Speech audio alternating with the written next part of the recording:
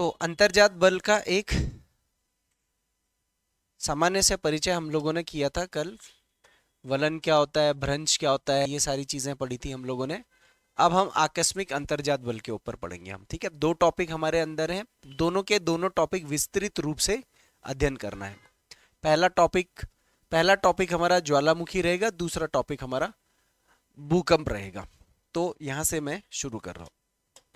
आकस्मिक अंतर्जात बल ऐसे बल जो पृथ्वी पर त्वरित कुछ ही सेकंड में पृथ्वी की सतह पर बहुत बड़ा परिवर्तन उत्पन्न करते हैं। इनमें से एक है ज्वालामुखी और एक हो गया भूकंप, ठीक है। तो पहला फ्लो आपका ऐसे करके बन सकता है। अब सीधा चलते हैं ज्वालामुखी पे, समझते हैं। पहले तो ज्वालामुखी से जुड़े हुए कुछ शब्दावली हमें पता होनी चाहिए। ज्वालामुखी क्या होता है, मैग्मा क्या होता है, लावा क्या होता है। फिलहाल जो देखो यहाँ पर इस टॉपिक में भूकंप ज्वालामुखी का जो टॉपिक है, इसमें शब्दावलियां ही होंगी फिर से, तकनीकी शब्द भूगोल के लिए, मगर हम उसको अलग अलग तरीके से विभाजित करके पढ़ेंगे। तो जैसा कि आप यहाँ पर एक डायग्राम से आप इसके अंदर समझ सकते हो कि ये हमारी पृथ्वी की सतह है। मान लीजिए ये सतह है, ठीक है। और यहां से लेकर के यहां तक ये पृथ्वी का क्रस्ट का हिस्सा है। अब हमें पता है कि पृथ्वी के क्रस्ट के अंदर नीचे तरल पदार्थ है। कौन सा पदार्थ है, तरल पदार्थ है ही। इसी चार्ट में, इसी डायग्राम में बना दूं ना, है ना, इसी में। तो एक तरल पदार्थ का एक भंडार है, ठीक है। तो ये हो गया हमारा तरल पदार्थ का भंडार। इस तरल पदार्थ के भंडार को, किसको, भंडार को कहते हैं मैग्मा चैम्बर। क्या कहते हैं इसको, मैग्मा चैम्बर। अब संवहनीय धारा जो एस्थेनोस्फीयर से चल रही है, इस तरल पदार्थ में भी इसका संपर्क है। ये सबसे पहले पृथ्वी की सतह को, जहां से कमजोर होगी क्रस्ट की बनावट, वहां से उसको बाहर तोड़ने की कोशिश करेगा, या मैग्मा बाहर उद्गार होने की कोशिश करेगा। तो जैसे ही ये बाहर आ जाएगा तो ये सतह पर फैलेगा। सतह पर फैलने के कारण ये धीरे धीरे ठंडा होता जाएगा, ठंडा होता जाएगा, और ठंडे होने के साथ साथ एक स्थल खंड का रूप धारण करेगा। अब जैसे ही ये जो स्थल खंड का रूप धारण कर देगा, तो इस भू आकृति को मैं क्या बोलूंगा, ज्वालामुखी। इसको मैंने ज्वालामुखी क्यों बोला है, क्योंकि इसके केंद्र से, कहीं से, बीच से अभी भी किस चीज का उद्गार हो रहा है, मैग्मा लावा का। तो जिस जगह से यह उद्गार हो रहा है, ये एक ज्वालामुखी है। ज्वालामुखी एक तरीके से संपूर्ण जो ये भूखंड बना हुआ है, चाहे ये पर्वत बनेगा, पठार बनेगा, या जो भी बनेगा, ये संपूर्ण भूखंड मेरे लिए एक प्रकार से ज्वालामुखी बन जाता है। विस्तृत रूप से जाऊंगा तो मैं हर हिस्से को अलग अलग पढ़ सकता हूं। तो पृथ्वी के आंतरिक क्षेत्र से तरल पदार्थों का सतह पर आकर के निक्षेपित हो करके जो स्थल आकृति बनती है, उसको ज्वालामुखी बोला जाता है, क्योंकि उसके अंदर से मैग्मा लावा उद्गारित होता रहता है। तो पहली परिभाषा मेरी क्या है, यहां पर आप देखो, ज्वालामुखी। लिंक करते हैं, जो मैंने एक्सप्लेन करा है वो जाता है या नहीं। तो यहां पर आप देखो मुख्य मुख्य बातें, पृथ्वी के आंतरिक, पहला शब्द मेरा क्या था, आंतरिक भाग। इसमें कैसा पदार्थ है, गर्म पदार्थ। ठंडा पदार्थ थोड़ी बाहर आएगा, गर्म पदार्थ ही तो बाहर आएगा, फोर्स उसके ऊपर है। उस गर्म पदार्थ में क्या क्या चीजें मिली हुई हो सकती हैं, क्या आ रहा है ये बाहर, तो गैस आ रहा है, जल भी आ रहा है, कुछ द्रवित लावा बाहर आ रहा है, या मैग्मा बाहर आ रहा है, कुछ शैल खंड के टुकड़े भी आते रहेंगे, क्योंकि जैसे जैसे क्रस्ट की चीजें ये फोर्स मारेगा तो ये टुकड़े टुकड़े भी तो इसमें मिक्स होकर के आएंगे। तो ये सारी चीजें जब बाहर आती हैं, तो इनके बाहर निकलने के पश्चात एक छिद्र या मुख विकसित होता है। इस पूरे के पूरे छिद्र के साथ निर्मित स्थलाकृति और जो सारा सामान बाहर निकल रहा है, यह एक ज्वालामुखी है। इस प्रक्रिया के अंतर्गत 2-3 शब्दावलियों का अध्ययन आपको करना है। पहला शब्द है मैग्मा और दूसरा शब्द है लावा, और यहां पर एक शब्द और इस्तेमाल किया गया है, वेंट। तो ये वेंट क्या होता है, ये जो छिद्र होता है जहां से ज्वालामुखी उद्गार हो रहा होता है उसको कहते हैं। अभी हालांकि आगे हम डायग्राम पढ़ेंगे। अब आप यहां पर ध्यान देना, एक चीज ध्यान देना, ये हमारी क्या है, ये क्या है हमारी सतह। ध्यान दे, सतह के बाहर जब ये आ जाएगा तो इसको क्या बोला जाएगा, लावा। और सतह के अंदर जो है, ये अंदर है, तो अंदर की पदार्थ को क्या बोला जाएगा, क्या बोला जाएगा, मैग्मा। अगर आपसे पूछा जाएगा कि मैग्मा और, ठीक है, यहां पर मैं एक बार फिर से बना रहा हूं, अगर आपसे पूछा जाएगा मैग्मा और लावा में अंतर क्या है, तो इसको हम लोग एक डायग्राम से समझने की कोशिश करेंगे। डायग्राम से हमने कुछ इस तरीके से समझना है कि ये हो गया है मेरा लक्ष्मण रेखा, जहां से मेरी परिभाषा बनेगी, ये है सतह। ठीक है, अगर जो चीज जो तरल पदार्थ पृथ्वी की सतह के अंदर है, इसको मैं क्या बोलूंगा, पृथ्वी की सतह के अंदर है, तो जो तरल पदार्थ अंदर है उसका नाम क्या हो जाएगा, मैग्मा हो जाएगा। और जो तरल पदार्थ बाहर उद्गार हो जाएगा, जो तरल पदार्थ बाहर है, कहां पर है, बाहर है, सतह के बाहर है, इसका नाम क्या पड़ जाएगा, लावा। है दोनों के दोनों एक ही चीज है, लावा की है, मैग्मा ही तो है ना। तो जो सतह के अंदर है उसको मैग्मा बोलेंगे, जो सतह के बाहर है वो लावा है। जो थोड़ा ठंडा हो चुका है बाहर आकर के वो लावा हो गया, है ना। हालांकि लावा पूर्ण रूप से ठोस नहीं हुआ है अभी, ये द्रवित अवस्था में है ये। ठीक है, इन दोनों में अंतर ये है। तो यहां पर मैंने, आप देखिए, मैग्मा पृथ्वी की सतह के भीतर पाए जाने वाले द्रवित, याद रखना लिक्विड फॉर्म में, द्रवित शैल पदार्थ को मैग्मा कहते हैं। शैल भी है इसके अंदर। और जब मैग्मा, कौन, मैग्मा ही पृथ्वी की सतह के भेद कर, क्योंकि सतह को भेद दिया ना, भेद करके बाहर आ गया, बाहर निकलता है, ठंडा हो जाता है, तो ठंडा होकर के उसे क्या कहते हैं, लावा कहते हैं। लावा शब्द समझ में आया, बाहर आ गया। मैग्मा अंदर है, मैग्मा द्रवित अवस्था में, लावा थोड़ा सा ठोस हो गया है, द्रवित भी है थोड़ा ठोस भी है ना। और ज्वालामुखी, ये जो संपूर्ण प्रक्रिया हो रही है, जिस जगह पर ये प्रक्रिया हो रही है वो हमारा ज्वालामुखी है। अब ज्वालामुखी किस चीज में निर्मित होगा, वो पर्वत भी बन सकता है, पठार भी बन सकता है, वो तो बात की बात है ना, वो देखेंगे कि हम किस तरीके का लावा बाहर आता है, तो वो कैसा, किस रूप में वो संगठित होता है, ठंडा होता है। यह है हमारा ज्वालामुखी। तो एक आकस्मिक बल द्वारा निर्मित स्थल आकृति ज्वालामुखी, मैग्मा और लावा में अंतर। उसके बाद मैं आपको बताऊंगा कि एक ज्वालामुखी जब बाहर आता है तो क्या क्या चीजें आपको मुख्य रूप से उसके अंदर देखने को मिलेगा। ऐसे करके आगे चलेंगे। आया समझ में? तो लावा और मैग्मा में अंतर भी स्पष्ट हो गया है। अब इसके बाद देखते हैं कि जब एक ज्वालामुखी, यहां से जैसे समझ लो ये एक जगह है, इस जगह से ज्वालामुखी का उद्गार हो रहा है, तो जाहिर सी बात है कि अंदर से जो तरल पदार्थ आ रहा है, वो तरल पदार्थ क्या चीज है, उसमें क्या क्या चीजें मिली हुई हैं। तो ज्वालामुखी की जो गतिविधियां होती हैं उससे उत्पन्न होने वाले उत्सर्जन क्या क्या चीजें हैं। तो ज्वालामुखी जब फटता है तो तीन चीजें बाहर निकलती, कितनी चीजें, तीन चीजें बाहर निकलती, याद रखना। पहली चीजें आती है, उसके अंदर बहुत सारी गैसें होती हैं। तो कई बार आप देखोगे कि कोई ज्वालामुखी पर्वत है, और जो वो ज्वालामुखी पर्वत है जहां से वो निकल रहा है तो धुआं धुआं जैसा दिखता है उसके ऊपर से, तो वो धुआं क्या है, गैसों का आवरण है। दूसरा, चट्टान खंड, जिस छिद्र से, जिस मुहाने से ज्वालामुखी बाहर आ रहा है, तो उसके अगल बगल में ठोस क्रस्ट की निर्माण होगी। उस ठोस क्रस्ट की निर्माण ज्वालामुखी के गर्म लावा के संपर्क में आएगा तो उसमें टूट फूट होगी ना, वो टूटे फूटे चट्टान खंड भी बाहर की तरफ वापस आते हैं। तो दूसरी चीज होगी चट्टान खंड। और तीसरी चीज, जो सबसे मेन चीज जो ज्वालामुखी में बाहर आता है, वो लाल रंग का द्रवित पदार्थ जो बाहर आता है, उसको कहते हो आप, क्या कहते हो उसको आप, लावा। क्योंकि अब तो ये बाहर की बात हो रही है ना, अंदर होता तो मैग्मा बोल देता मैं, तो ये बाहर आ गया लाल रंग का द्रवित पदार्थ, ये क्या है? लावा है। ठीक है, अब ध्यान देना, यहां पर तीन चीजें हैं, गैस, चट्टान, लावा, तीन चीजें। मुख्य इनमें से कौन सा होगा?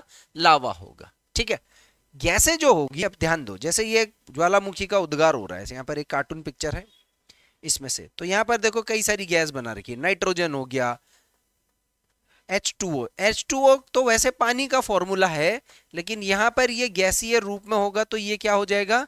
जल वाष्प। आप ध्यान देना, कई सारे ज्वालामुखी के जो चोटियां होती हैं, पर्वत चोटियां होती है ज्वालामुखी की, उनमें से अगर धीरे धीरे जैसे कुछ गर्माहट बाहर निकल रही होती है ना, तो वो जलवाष्प, सबसे पहले जलवाष्प ही बाहर निकलता है। तो वो जो वाष्प होता है वो बाहर निकलता है, ऊपर होकर के संघनित हो जाता है कम तापमान की वजह से, और बादल बन जाता है, वर्षा भी करता है। तो इसलिए ज्वालामुखी पर्वतों के ऊपर बादल दिखना आम बात है। ठीक है, क्यों? क्योंकि सबसे ज्यादा मात्रा में, सर्वाधिक मात्रा में जलवाष्प यानी H2O, कितना? सभी गैसों में से 60 से 90% जो गैस है वो जलवाष्प ही है। उसके अलावा जो काला काला सा धुआं दिख रहा है वो कार्बन डाइऑक्साइड हो गया, कुछ नाइट्रोजन डाइऑक्साइड हो गया, सल्फर डाइऑक्साइड हो गया। लेकिन सबसे ज्यादा कौन सी गैस निकल रही है? H2O। कौन सा, क्या, किस रूप में? जलवाष्प में। ये याद रखना है, पेपर में पूछेगा। चट्टान खंड तो छोटे बड़े मोटे टुकड़े बुकड़े सब निकलेंगे। अब सवाल आता है लावा। लावा दो प्रकार के निकलता है, एक होता है अम्लीय लावा जिसको एसिडिक लावा बोलते हैं, और दूसरा होता है क्षारीय लावा जिसको बेसिक लावा बोलते हैं।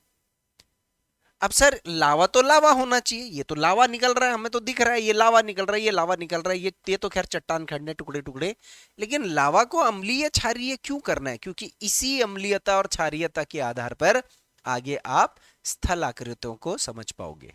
अगर मैं बोलूंगा कि यार यहाँ पर ऊंचे ऊंचे पर्वत का निर्माण हो रखा है, तो आप आराम से बता सकते हो कि ये किस लावा से बना होगा। मैं बोलूंगा कि यहाँ पर तो विस्तृत फैला हुआ मैदान सा बना हुआ है लावा का, या पठार जैसा कोई स्थलाकृति बना हुआ है चौड़ा सा, तो आप आराम से बता सकते हो कि ये किस प्रकार के लावा से बना हुआ है। क्योंकि लावा की कुछ प्रवृत्ति होती है, उस प्रवृत्ति के आधार पर सतह पर निर्माण होता है। तो ये अब आगे देखेंगे।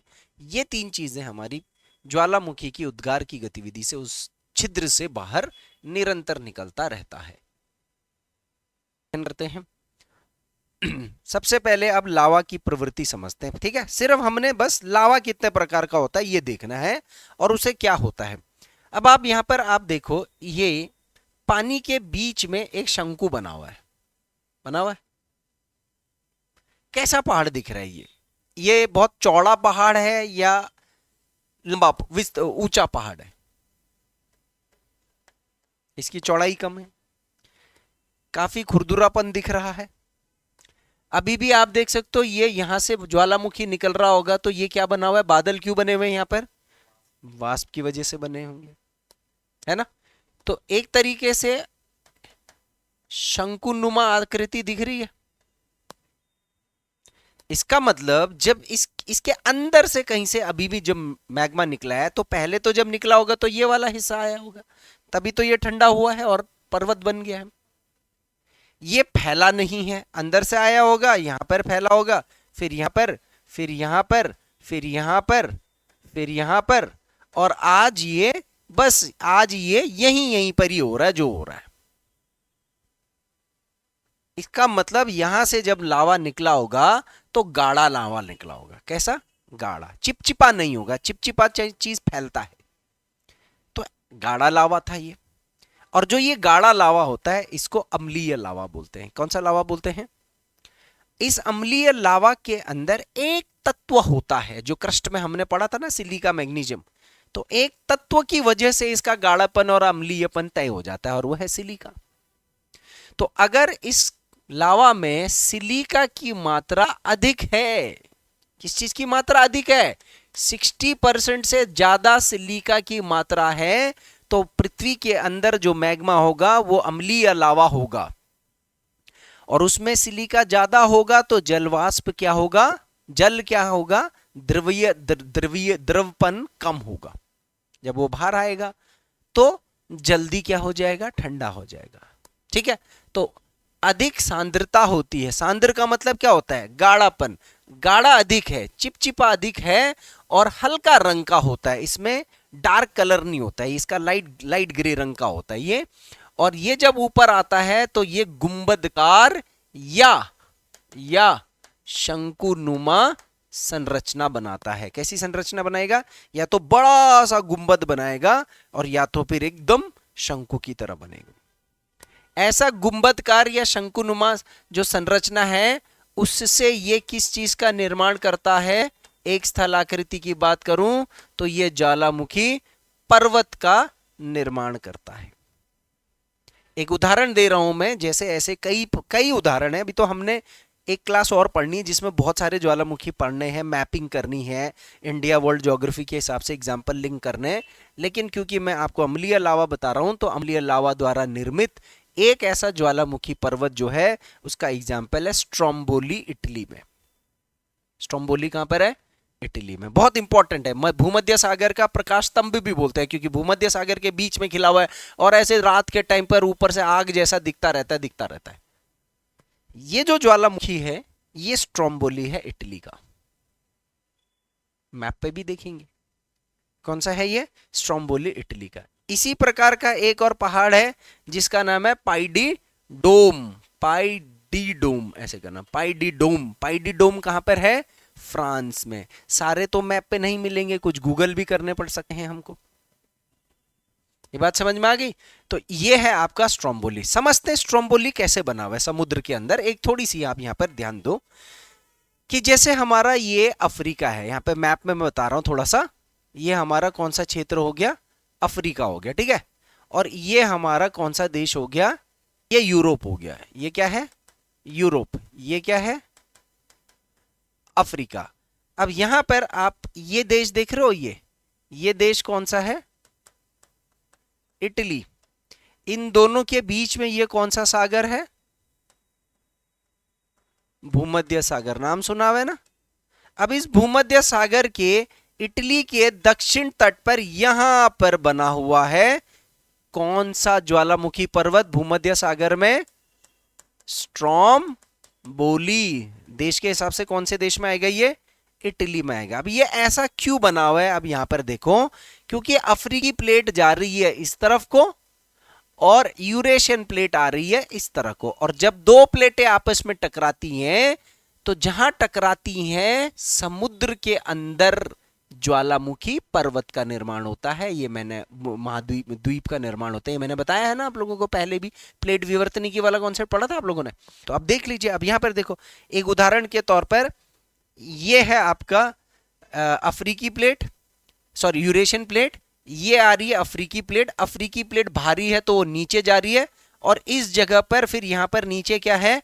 यहां पर मैग्मा चैम्बर है। ये जगह कमजोर हो गया तो मैग्मा यहीं से ऊपर आ गया, और जैसी सतह पर आया तो पानी के अंदर से ही जमा हुआ 3 किलोमीटर तो पानी के अंदर ही है। कितना किलोमीटर? उसके बाद जाकर के ये 2 किलोमीटर पानी के बाहर है, और अभी भी इसके अंदर से यहां से मैग्मा अभी भी निरंतर निकल रहा है। ये बात समझ में आई? आगे समझ में? ये है स्ट्रोम्बोली इटली, ठीक है। ये सब इतनी बातें आपको अम्लीय लावा के बारे में पढ़ना है। अब आते हैं क्षारीय लावा के बारे में पढ़ते हैं। तो जाहिर सी बात है, जो हम लोगों ने अम्लीय लावा के बारे में पढ़ा है उसका विपरीत होगा क्षारीय लावा। तो अम्लीय लावा में सिलिका की मात्रा ज्यादा है, तो क्षारीय लावा में सिलिका की मात्रा कम है। अम्लीय लावा द्वारा निर्मित स्थलाकृति का रंग हल्का है, लाइट ग्रे, तो इसका डार्क ग्रे, काला जैसा रंग, ठीक है। अम्लीय लावा द्वारा निर्मित स्थलाकृति जल्दी ठोस हो जाती है और ऊंचे शंकुनुमा या गुंबदकार आकृति पर्वत बनाते हैं। तो ये क्या बनाएंगे? ये विस्तृत संरचनाएं बनाएंगे। तो जो लावा जिसमें कम सिलिका की मात्रा होती है उसको कहते हैं बेसिक लावा। कम सिलिका की वजह से इसमें आर्द्रता ज्यादा होती है, तो आर्द्रता सांद्रता ज्यादा होगी तो ये चिपचिपा होगा, फैलेगा। तो ये कम गाढ़ा होता है, कम चिपचिपा होता है और गहरे रंग का होता है। गहरा का मतलब हो गया यहां पर डार्क कलर का। समतल, इससे क्या निर्माण होगा? इससे समतल शीर्ष वाली संरचनाएं, यहां आप देख रहे हो ना, समतल शीर्ष वाली संरचनाएं। अगर इसमें थोड़ा बहुत उठा हुआ संरचना बनेगा भी तो ऊपर से फिर क्या हो जाएगा? समतल हो जाएगा। थोड़ा गुंबद जैसा दिखेगा, उसके बाद समतल दिखेगा। और ऐसी कोई स्थल आकृति जो उठ करके समतल हो जाए, इसको क्या बोलते हैं? मुख्य रूप से पठार बोल सकते हैं, या गुंबदकार पर्वत भी बन सकते हैं इससे। इसका बेस्ट एग्जाम्पल है दुनिया का सबसे बड़ा ज्वालामुखी पर्वत, 100 किलोमीटर से भी ज्यादा दूर तक फैला हुआ है ये संरचना, यही वाला। इसका नाम है मौना लोवा। मोना लोवा, या आप इसको मोना लोवा ऐसे भी लिख सकते हो। ये हवाई द्वीप में है। हवाई द्वीप कहां पर है? अमेरिका में है। तो यदि आप यहां पर अमेरिका का नक्शा देखें तो अमेरिका के पश्चिम तट से पश्चिम की तरफ आओगे तो यहां पर है प्रशांत महासागर के अंदर मोना लोवा। ये मैपिंग भी हम लोग कर लेंगे बाद में, अभी मैपिंग कराऊंगा मैं, ये सारी चीजें आगे मैपिंग में है, ठीक है। तो ये होगी हमारी क्षारीय लावा। एक तुलना यहां पर देखते हैं तो अम्लीय लावा और क्षारीय लावा में इस पिक्चर से दो चीजें स्पष्ट हो रही हैं। अम्लीय लावा शंकुनुमा पर्वत, क्षारीय लावा समतल संरचना पठार। हल्का रंग, गाढ़ा रंग, क्योंकि मिट्टी भी तो बन रही है इससे। गाढ़ा रंग, हल्का रंग, आप समझ रहे हो। बाकी तो तकनीकी है, सिलिका ज्यादा सिलिका कम वगैरह, ये सब तो आपको अलग से याद रखना पड़ता है, ठीक है। दोनों को लेकर के एक तुलनात्मक जो कंटेंट है इसको पहले देख लेते हैं। अम्लीय लावा में अधिक सिलिका की मात्रा होती है और क्षारीय लावा में कम सिलिका की मात्रा होती है। अम्लीय लावा अधिक सांद्र और चिपचिपा गाढ़ा होता है, ये कम सांद्र और चिपचिपा गाढ़ा होता है। अम्लीय लावा द्वारा निर्मित स्थलाकृति का रंग हल्का होगा और क्षारीय लावा द्वारा निर्मित स्थलाकृति का रंग भारी होगा, डार्क होगा। ये गुंबदकार संरचनाएं या शंकुनुमा संरचनाओं का निर्माण करेगा, यह समतल शीर्ष वाली संरचनाओं का निर्माण करेगा। अमूमन इससे जो बनेगा वो ज्वालामुखी पर्वत बनेगा, अमूमन इससे जो बनेगा वो ज्वालामुखी पठार बनेगा। तो पर्वत पठार इसमें लिखा नहीं है, ये जोड़ना है हमको। कई उदाहरण आएंगे, अभी के लिए स्ट्रोम्बोली इटली और पाइडीडोम फ्रांस में एक तरीके का अम्लीय लावा द्वारा निर्मित पर्वत है। और मोना लोवा जो पर्वत है वो पर्वत ही है। मोना लोवा को वैसे द्वीप पर्वत भी बोलते हैं हम लोग। ये हवाई द्वीप यूएसए में है, ठीक है। इसका ब्रैकेट में आप अमेरिका लिख लेना है। ये दोनों के अंतर भी स्पष्ट हो गया, टेक्स्ट में भी अंतर हो गया, पिक्चर में भी अंतर हो गया, और इसका मैंने अध्ययन भी करा दिया है आपको। इसको नोट कर लीजिए।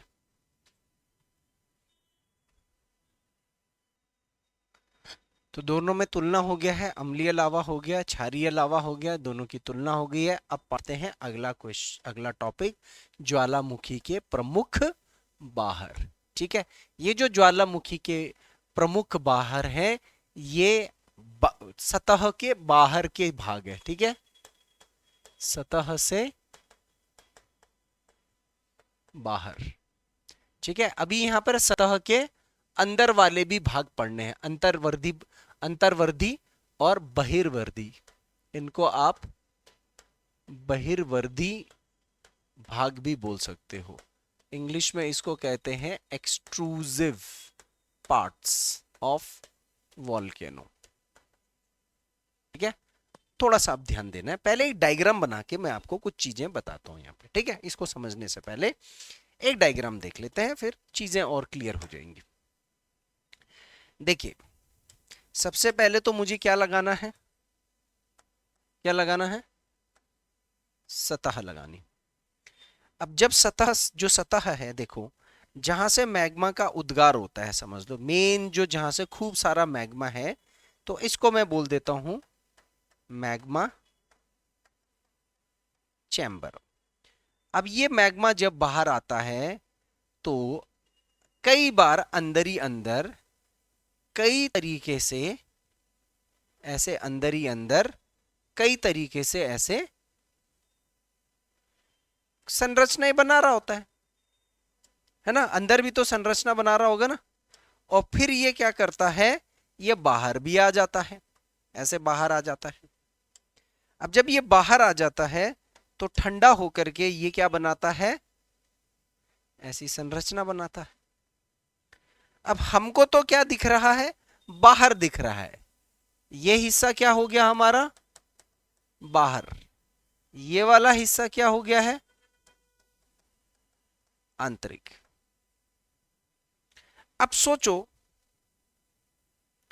कि यहां पे मैग्मा अंदर ही अंदर ऐसे ठंडा हो गया, यहां ऐसे ठंडा हो गया लंबवत, यहां क्षैतिज, यहां लहर में ठंडा हो गया, यहां गुंबद की तरह ठंडा हो गया। देख रहे हो कुछ आकृति मैंने बनाई है, यहां पर गुंबद बना दिया, लहर बना दिया, लंबवत बना दिया, क्षैतिज बना दिया।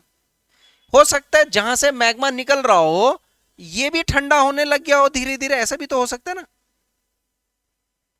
ये आंतरिक है।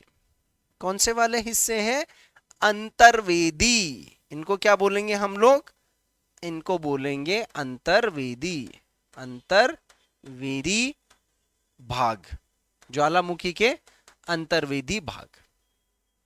और जो बाहर बन रहे हैं इनको मैं क्या बोलूंगा, बहिर्वेदी भाग, एक्सट्रूसिव और इंट्रूसिव। ये बात समझ में आ रही, ये बात समझ में आ रही है, एक्सट्रूसिव और इंट्रूसिव। अब देखिए एक्सट्रूसिव भाग में पहला शब्द मेरे को याद रखना है, नलिका। क्या याद रखनी है, नलिका यानी कि पाइप। जिस छिद्र से, जहां अंदर से, जहां से ज्वालामुखी का उद्गार होगा इसको मैं क्या बोलूंगा, नलिका। ठीक है, ये बात समझ में आ रही है। यहां पर एक छेद बना हुआ है ना, छिद्र, जिस छिद्र से ज्वालामुखी अभी भी बाहर आ रहा है इसको मैं या तो छिद्र या वेंट बोलूंगा, अंग्रेजी में वेंट। क्या बोलूंगा, वेंट। ठीक है जी। कभी कभी ऐसा होता है कि ये छिद्र ना फट जाता है, क्या हो जाता है, फट जाता है, और फट के कैसा हो जाता है, ये चौड़ा हो जाता है। ठीक है, तो जो विस्तृत छिद्र है इसको बोलते हैं क्रेटर। क्या बोलते हैं सर, क्रेटर। एक एग्जांपल यहां का बना देता हूं मैं, ये इसको क्या बोल दिया है मैंने, क्रेटर, क्रेटर। ठीक है, और सर कभी कभी क्या होता है कि ये और ज्यादा फट जाता है। ठीक है, तो ये जब और अति विस्तृत हो जाता है, विस्तृत क्या हो जाएगा, विस्तृत क्रेटर, क्रेटर ही विस्तृत हो जाएगा, तो ये क्या कहलाया जाता है, काल्डेरा, कैल्डेरा या काल्डेरा। यहां पर मैं आपको एक डायग्राम बना देता हूं, ये हो गया, ये बहुत ज्यादा चौड़ा हो गया ना, तो ये क्या हो गया, कैल्डेरा। ये बात समझ में आ रही, तीनों चीजों में। वेंट क्या है, पतला छिद्र, क्रेटर विस्तृत वेंट, और कैल्डेरा और ज्यादा विस्तृत। और सर ये भी होता है कि अगर थोड़ा बहुत यहां पर अभी भी यहाँ वेंट दोबारा से पतला हो गया, ये फट करके तो मोटा मुहाना हो गया, लेकिन अभी भी यहां से उद्गार हो रहा है, तो वेंट यही होगा ना।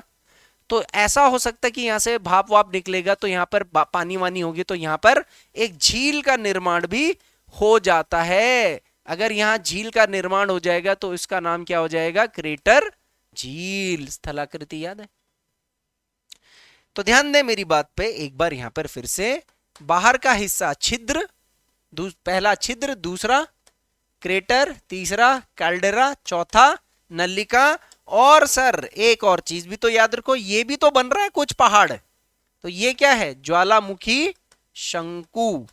क्या है ये, शंकु, ज्वालामुखी पर्वत या ज्वालामुखी शंकु बोल सकते हैं इसको। ये मेरा पांचवा हिस्सा है। कितने बाहर, बहिर्वेदी भाग कितने बता दिए मैंने, कौन कौन से बता दिए, पहला हो गया मेरा वेंट, दूसरा हो गया मेरा क्रेटर, तीसरा हो गया मेरा कैल्डेरा, चौथा हो गया नलिका, और पांचवा हो गया शंकु। ये पूछेगा इनमें से कौन सा बहिर्वेदी और कौन सा अंतर्वेदी है।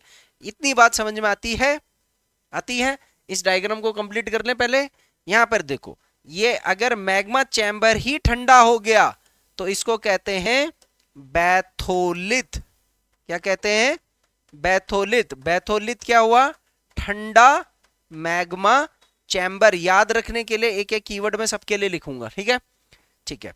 ये देखिए, ठीक है, इसको कहते हैं सिल, मेरे ख्याल से यहां भी मैंने बना रखे होंगे,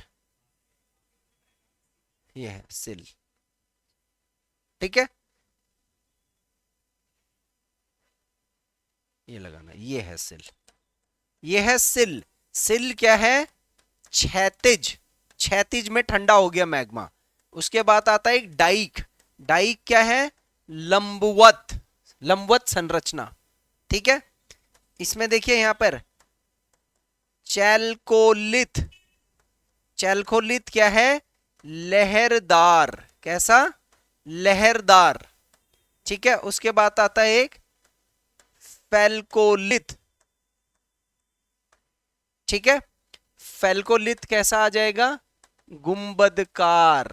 कितनी मैंने यहां पर नीचे वाले अंग कितने बता दिए मैंने? 1 2 3, फेल्कोलिथ 4, चैल्कोलिथ 5, ठीक है। एक दो संरचनाएं और होगी, जैसे यहां पर लैकोलिथ है, लैकोलिथ, लैकोलिथ भी बना देता हूं मैं, यहीं पर नीचे बना रहा हूं मैं, ठीक है, ऐसे ऐसे। अब इसमें क्या है? ये यहां पर ये क्या है? ये जो ऐसे शेप में तसला देखा है, तसला, कटोरा,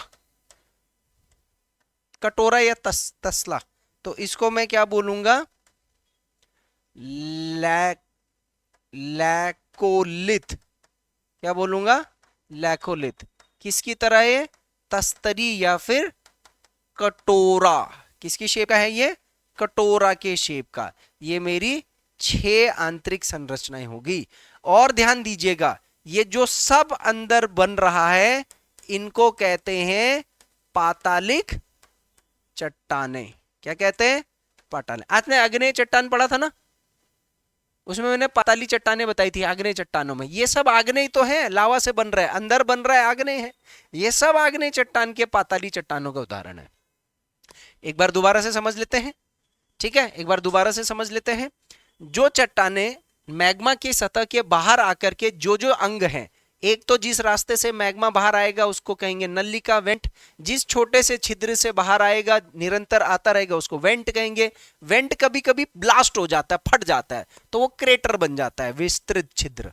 कभी कभी क्रेटर भी फट जाता है, तो वो विस्तृत क्रेटर, कैल्डेरा। इनको यहां भी देख लीजिए।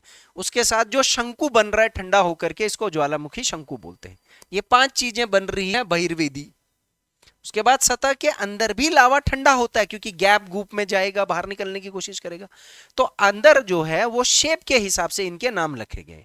अगर क्षैतिज जमा हो जा रहा है तो सिल, लंबवत जमा हो रहा है तो डाइक। ये 2 मोस्ट इंपॉर्टेंट है, पेपरों में पता नहीं कितनी बार पूछा गया। अगर मैग्मा चैम्बर का ही हिस्सा, कोई हिस्सा ठंडा हो रहा है तो बैथोलिथ। अगर वो गुंबद के आकार में अंदर ही ठंडा हो गया तो फैल्कोलिथ। अगर लहर के रूप में ठंडा हो रहा है तो चैल्कोलिथ। और अगर एक कटोरी के जैसे, तसरे के जैसे, तसले के जैसे हो रहा है तो इसको कहते हैं लैकोलिथ, ठीक है। अब यहां पर आप देखिए, यहां पर मैंने वैसे ये डायग्राम बना रखा है, देख लीजिए। ये हो गया वेंट। वेंट क्या है? विस्फोट का बिंदु, ठीक है। उसके बाद अगर ये थोड़ा चौड़ा हो जाएगा तो इसका नाम क्या रखा हुआ है? क्रेटर, क्रेटर, विस्तारित वेंट। और अगर ये और चौड़ा हो गया, एकदम अलग धलक पड़ गया, तो इसका नाम क्या पड़ गया? काल्डेरा, विस्तारित क्रेटर। ये विस्तृत होना चाहिए वैसे, चलो विस्तारित लिखा उसने। और यहां वाले डायग्राम में आप देखो लैकोलिथ, सिल, डाइक, उसके बारे में थोड़ा और मैंने लिखा रखा है। हालांकि ये मैग्मा चैम्बर है ना, अभी देखो ये ठंडा होने लग गया तो इसका नाम क्या हो गया? बैथोलिथ। लंबवत है तो इसका नाम क्या हो गया? डाइक। क्षैतिज है तो इसका नाम क्या हो गया? सिल। तो यहां पर तो ये 2 3, और ये देखो यहां पर ये लैकोलिथ, लैकोलिथ भी यहां पर दे रखा है, ठीक है। हालांकि यहां पर ये तस्तरी जैसा ये लग नहीं रहा है, क्योंकि ये थोड़ा दूसरा टाइप का डायग्राम है, ये ऐसे बनता है, ये ऐसे, हाँ, ठीक है। तो तस्तरी, उल्टा तस्तरी जैसा लग रहा है ये, है ना। तो ये हो गया आपके। और सर कितने और यहाँ शब्द दे रखे हैं सर। अब हमको ज्योग्राफी, हमारा मेंस यूपीएससी का तो सब्जेक्ट है नहीं, तो जो हम भाई नेट के डायग्रामों में तो 36 चीजें दे रखी होंगी ना, हमको तो सिर्फ काम का पढ़ना है। और काम का मैंने ये मास्टर डायग्राम बना दिया। ये ऐसा डायग्राम है जिस डायग्राम से आप पूरा का पूरा बहिर्वेदी और अंतर्वेदी कौन से ज्वालामुखी के अंग, उसके जितने भी भाग हैं, ये सब आप आसानी से अध्ययन कर सकते हो। ठीक है, इसको बना लेते हैं, लिख लेते हैं। अब देखिए, ये तो आपने लिख ही लिए, विस्तृत विस्तृत विस्तृत। आप चाहो तो इसकी लिस्ट बना सकते हो अलग से, बहिर्वेदी, वेंट, क्रेटर, कार्डेरा, नलिका, शंकु। ठीक है, अब यहां पर बैथोलिथ क्या होता है? बैथोलिथ बहुत ही बड़े गुंबदकार पिंड जैसे होते हैं जो पृथ्वी की पपड़ी की गहराई में बनते हैं, जहां मैग्मा चैम्बर ठंडा हो गया है ना। इसको नोट करने की वैसे इतनी जरूरत होगी नहीं, उसमें लिखा आपने डायग्राम में बैथोलिथ, ये नहीं लिखा? ये बैथोलिथ में मैंने जैसे ये बड़ा मैग्मा, ठंडा मैग्मा चैम्बर है ना, यही लिखना है बस, और कुछ नहीं लिखना है। डाइक, जब मैग्मा पृथ्वी की पपड़ी के अंदर खड़ी दरारों में, खड़ी का मतलब लंबवत, लंबवत दरारों में जमा हो जाए तो उसको डाइक कहते हैं। सिल, जब मैग्मा क्षैतिज रूप में जमा हो जाए तो उसको क्या कहते हैं? सिल। जब लैकोलिथ तस्तरी के आकार में जमाव हो जाए, एक मशरूम के आकार में ऊपर उठते हैं, मशरूम जैसा ऐसे बन जाता है। ठीक है, तो शब्द यहां पर थोड़े परिवर्तित हो सकते हैं, आप चाहो तो लिख लो, इसको लिखना है।